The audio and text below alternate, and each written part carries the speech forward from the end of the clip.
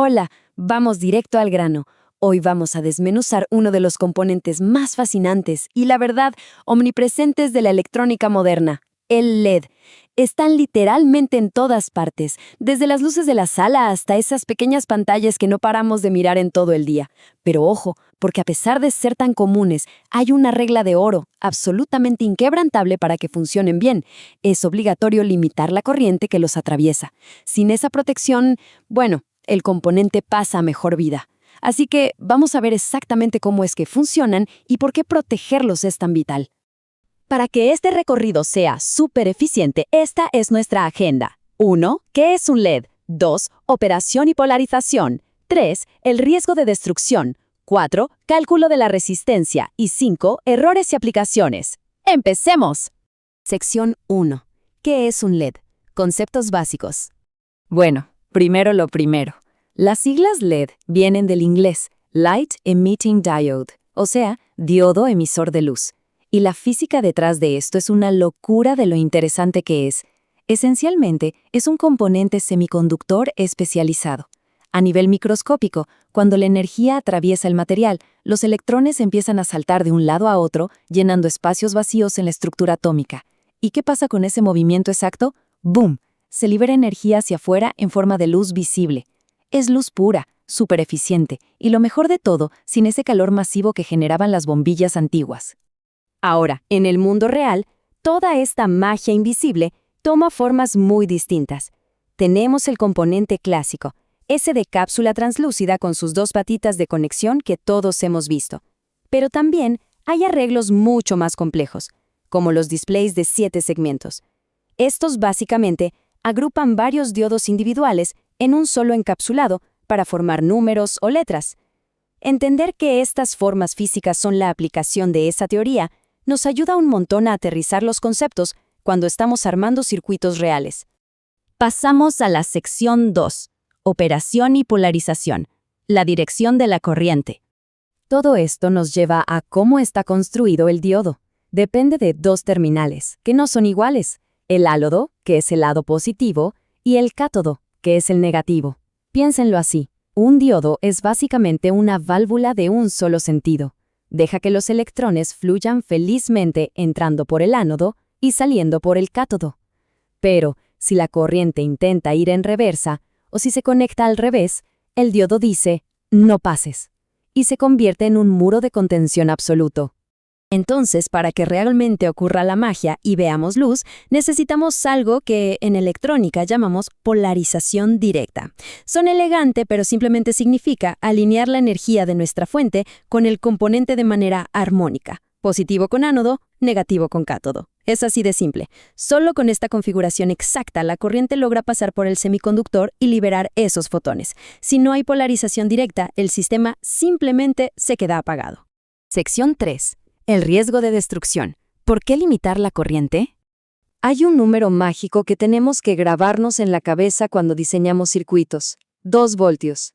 Cuando funciona de manera normal, un LED estándar tiene lo que llamamos una caída de voltaje de unos 2 voltios, aproximadamente. Claro, es súper importante saber que este número no es exacto para todos. Cambia un poquito dependiendo del color del diodo. Pero como regla general para empezar a armar algo y entender su comportamiento, este valor de 2 voltios es nuestro punto de partida absoluto. Y con esto de los voltajes, llegamos a una de las dudas de diseño más grandes. Si sabemos que este amiguito necesita polarización directa y que apenas consume un par de voltios, es súper lógico preguntarse, bueno, ¿y qué pasa si lo conectamos directo a una batería, sin ninguna resistencia de por medio? Pues, spoiler, es un desastre. Al sobrepasar ese bajo límite de voltaje, la resistencia interna del LED se desploma por completo.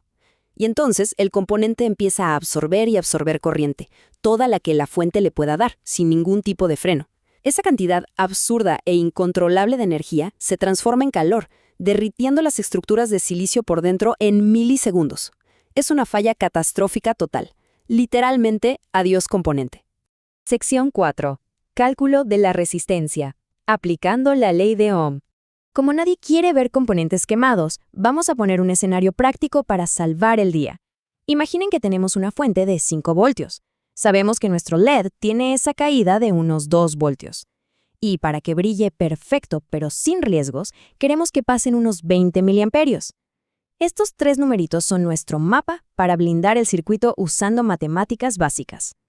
El cálculo es un paseo. Paso 1. Descubrir cuánto voltaje le toca absorber a la resistencia. Si la fuente da 5 voltios y el LED retiene 2, la diferencia es de 3 voltios. Paso 2. Y ojo aquí porque es donde muchos caen. Hay que estandarizar la unidad. Hay que convertir esos 20 miliamperios a amperios dividiendo entre 1000. Eso nos da 0.02 amperios. Y paso 3. Entra en acción la famosa ley de Ohm. Dividimos el voltaje entre la corriente. 3 voltios entre 0.02 amperios nos da exactamente 150 ohmios. ¡Listo! Esa es nuestra resistencia ideal. Ahora con ese cálculo de 150 ohmios, toca ir a buscar el componente físico con sus clásicas banditas de colores para ponerlo en serie. Hay una regla de oro excelente en este mundo. Si no encuentras la resistencia de 150 exactos en la tienda, siempre usa el valor comercial que le siga hacia arriba. Esa pequeña restricción extra de corriente va a actuar como un margen de seguridad increíble para garantizar que el circuito brille de forma estable durante muchísimos años. Llegamos a la última sección, la 5. Errores y aplicaciones. Práctica en el mundo real. Cuando se está aprendiendo, hay ciertos tropezones que se repitan en los laboratorios. El peor, de lejos, es esa tentación de conectarlo todo directo, sin protección, que ya sabemos que termina en ruina térmica. Otro clásico es poner el diodo al revés, confundiendo ánodo y cátodo, lo que bloquea toda la energía. También está ese error matemático letal de meter miliamperios en la ecuación en lugar de amperios. Y por último, olvidar que los LEDs de otros colores, como los verdes, azules o blancos, tienen caídas de voltaje ligeramente diferentes, y eso arruina todo el cálculo. Pero cuando dominamos las mates y las polaridades, las aplicaciones son inmensas.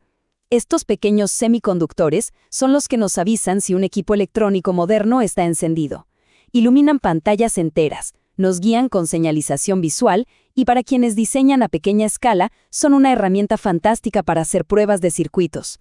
Son la forma más visual y rápida de confirmar que el voltaje está llegando justo por donde debe. Y para cerrar nuestra exploración de hoy, les dejo una pequeña pregunta analítica para poner a trabajar el cerebro sobre lo que vimos. Si sabemos que el verdadero peligro para un componente es la corriente descontrolada, ¿por qué motivo exacto un LED correría el riesgo de quemarse y sufrir una falla catastrófica, incluso si lo conectamos directamente a una fuente de poder con un voltaje súper bajo? Contemplar cómo se comporta un semiconductor sin restricciones es el primer gran paso para dominar de verdad la electrónica. Espero que todo haya quedado muy claro.